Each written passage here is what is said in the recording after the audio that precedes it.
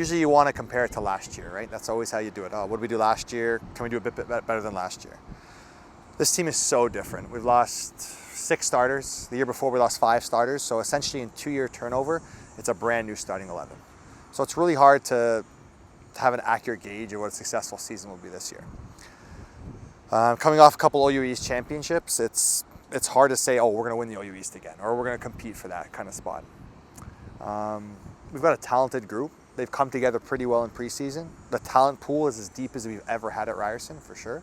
And we've had some really tough preseason games. We played MAC, number 2 in the country. We played UQEM the other day, number 3 or 4 in the country or at nationals. And then today, York with the national champions. And we've gotten some pretty good answers, and we've hung with most of them. Besides today, I think they were at a different level than we were. So the expectations are put ourselves in the best position possible come playoffs to make a run. There's more than a few players. If I look from top to bottom, we've got returning OUA All-Stars, we've got returning 5th-year players, captains, that kind of stuff. And then incoming, we've got 5 or 6 players that are just as talented as them.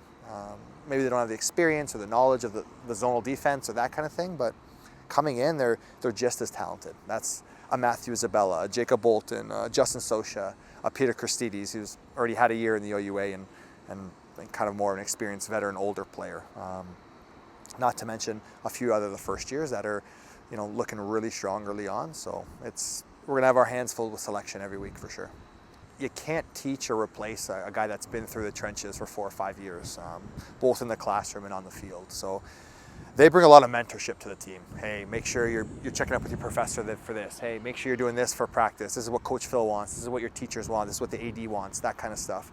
So they play a large mentorship role off the field as well, teaching the guys how to act, how to carry themselves, when to be, and what to do for classes. So that's the biggest role they can play for us. On the field, we know that they're what they bring, but that's the biggest piece to bring the first years along and acclimate to this environment and our culture of our program. 2 years ago, we lost Alex and Armin, right? All Canadian, all OUA All-Stars. This last year, we lost Victor, OUA All-Star, our leading goal scorer. So we're gonna have to spread the wealth a little bit. I think a great offensive team has more than a couple weapons you can throw at them.